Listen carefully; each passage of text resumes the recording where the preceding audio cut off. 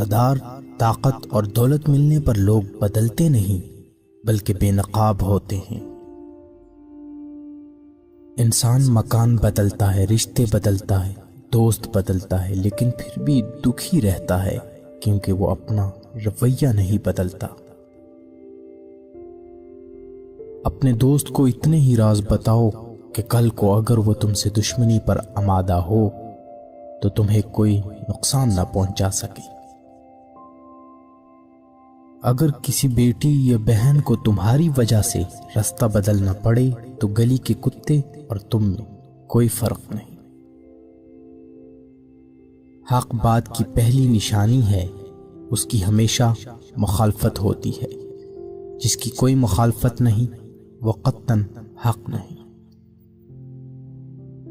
جس شخص کے دشمن نہ ہو اور سب دوست ہوں اس جیسا منافق کوئی نہیں، کیونکہ دشمن اس کے ہوتے ہیں جو حق کی بات کہتا ہے۔